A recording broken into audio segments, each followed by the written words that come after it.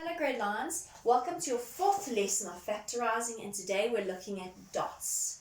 Dots is an acronym for difference of two squares. So let's talk about what this means. Difference means a minus sign. So I must have a minus sign. Difference of two squares. Let's talk about what squares are. Now when I say squares, I mean perfect squares. Can you remember what a perfect square is? Not the shape, but it is related to the shape of a square. Why is 16 a perfect square? Because 16 can be made up by saying the square root of 16 is 4, because 4 times 4 gives me 16. So why would 16 be a perfect square? Because I can have 4 blocks along the top and 4 blocks along the side. And hence I would have a perfect square. And this perfect square would have 16 blocks in it, because I would have 4 layers going down, across, and 4 layers going down, and that would give me a total of 16. So this is a perfect square number. Can you remember what our other perfect square numbers are? Let's start right at the beginning. 1 is a perfect square, because 1 times 1. 4 is a perfect square, because 2 times 2. 9 is a perfect square, because 3 times 3. 16 is a perfect square, because 4 times 4, what we just had. 25 is a perfect square, because 5 times 5. 36, because 6 times 6, and so on and so forth.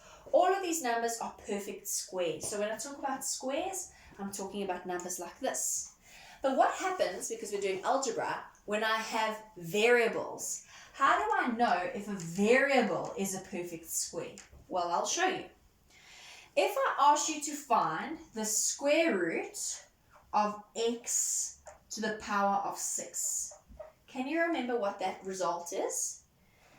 It's x to the power of 3. Because what do?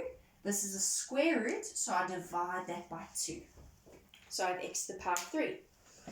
Can I find the square root of x to the power of 16?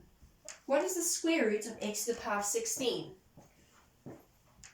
Some of you say x to the power of 4. Let's see if it's true. The square root means that something times itself must get me back there.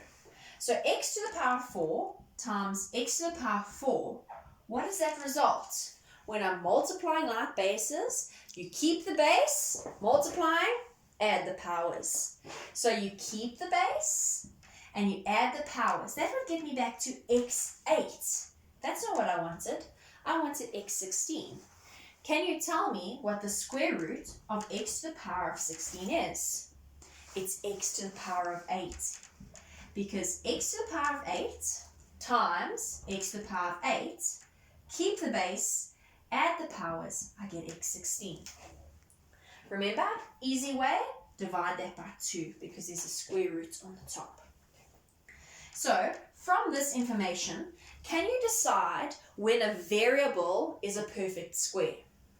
A variable is a perfect square when its power is even. Why is it important for its power to be even? Because I can divide it by 2 and get an answer. Because if I said to you, what is the square root of x to the power of 9? Some of you might say x to the power of 3, but that's not right. Because x to the power of 3 times x to the power of 3 is x to the power of 6. And I cannot divide 9 by 2. Well, I can, but 2 doesn't fit perfectly into 9. And I want to get things that fit perfectly in. So, difference of two squares means I must have a minus sign between two perfect squares. So for example, 16 minus x to the power of 6. Why is this a difference of two squares? 16 is a perfect square and x to the power of 6 is a perfect square because that is even. What about x to the power of 2 minus 1? Is this a difference of two squares? Yes, it is. This has an even power, and is 1 a perfect square? 1 times 1 gives me 1. So that would be an example. What about something like this?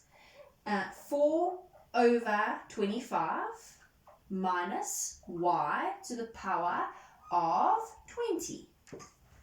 Are these perfect squares? Yes, because when I square root the fraction, I get 2 over 5, so that's a perfect square. And y to the power of 20 is a perfect square because 20 is an even number. So, whenever I see a minus sign between only two perfect squares, I will now teach you how to do dots. Difference of two squares. So difference of two squares has a rule. The first thing we do when we identify difference of two squares, because I must also first be thinking of HCF. Is there HCF here? Do they have anything in common? No, they don't. So the next thing I do is check for dots. Yes, it's dots, minus sign between two perfect squares. The rule is open up two sets of brackets, plus minus. That's what you do for every difference of two squares, plus minus. Let's see what happens now. I find the square root of 4x squared. Do you agree the square root of 4x squared is 2? Because the square root of 4 is 2. And what is the square root of x squared? I divide the power by 2 and I just get 1. And I write that answer here and here. Then I simply find the square root of that. I'm not finding the square root of negative 9. I'm just finding the square root of 9. And the square root of 9 is 3 and 3. Guess what? That's my answer. Question B looks as follows. I first check for an HCF. Is anything in common? Between 25 and 16, nothing goes in. Here's an A, here's a B. There's nothing in common. So now I look for dots. Minus sign between two perfect squares. This is perfect square, that is perfect square. So I immediately put down two sets of brackets and I write plus minus. Let's see what happens. I find the square root of this. The square root of 25 is 5. Remember, for our whole numbers, we still do the square root. It's only with our variables that we divide the powers. So I get 5a, which I put there and there. Now I'm going to find the square root of 16b squared, which is 4b, because the square root of 16 is 4, and I divide the power by 2. And that's my answer. Remember, these two brackets are not exactly the same. This is a plus, this is a minus. But these answers are exactly the same. Alright, this is getting a bit more tricky now. Do you see that there's no HCF? They don't have anything in common. But I have a negative sign between two perfect squares. This has an even power, and 1 is a perfect square because 1 times 1. So I open up two sets of brackets, and I write plus minus. I find the square root of y4. What is it? Y squared, because I divide that by 2. And I've got y squared. And then I find the square root of 1. I'm not finished yet. I always say plus minus in that order. If you said minus plus, same thing, but I always say plus minus in that order because I must always check my minus brackets. Why? Because there's two terms. It could be a difference of two terms, two squares. Let's see. Minus sign, perfect square, perfect square. So with this bracket, I need to do dots again. Why do I not do dots with this bracket? Because there's a plus. Remember, this is difference of two squares, not sum of two squares. So that means that this stays the same. Y squared plus 1. I just bring that down. It is this that I need to do dots with and break into two brackets of plus and minus again. So let's check it out. I do the square root of y squared, which I hope you know is y and y. And then I do the square root of 1, which I hope you know is 1 and 1. Checking my final bracket, because it could be dots. Is this a difference of two squares? 1 is a perfect square, but is y a perfect square? No, it's not, because its power is odd. It's got an imaginary power of 1. So that is my final answer. So now we look at question D, and D looks like this. There's no HCF, nothing in common. Minus sign between two perfect squares. Open up brackets, plus minus. So now I find the square root of P4, which is P squared, because I divide that by 2. So I've got P squared and P squared. and then I find the square root of 4, which is 2. Checking my last bracket. Is this a difference of 2 squares?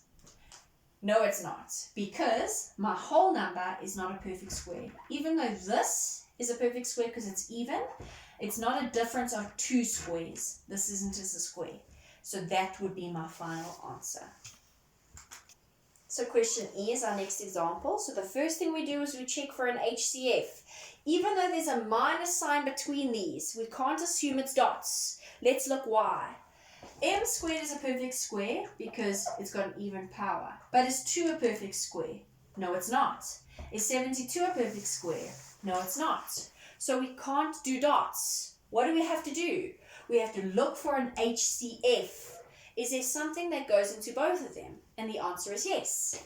2 goes into both of these terms. When I take 2 out of both of these terms, what am I left with? M squared minus 36. 72 divided by 2 is 36. Aha, what do I see? Minus sign, 2 perfect squares. So with this bracket, I need to do dots. I keep the 2. I open up my 2 sets of brackets for that bracket, plus minus immediately, and let's see what happens. The square root of m squared is m, and the square root of 36 is just 6. Checking my minus bracket, is this a difference of 2 squares? No, it's not. So that is my final answer. So please remember, it's not always a dots just because there's a minus sign. You first sometimes have to take out an HCF. This is our last example for today. F says negative n squared plus 16. Is this a difference of 2 squares?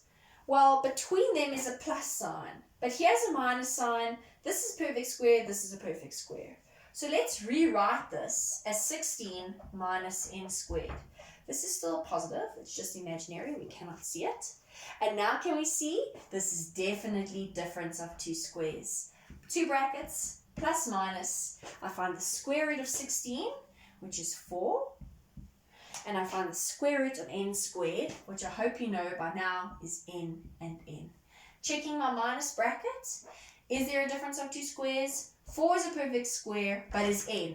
No, because it's got an odd power of 1. So that is my final answer. And that is the end of our dots lesson today, kids. Please will you go and look at exercise 4.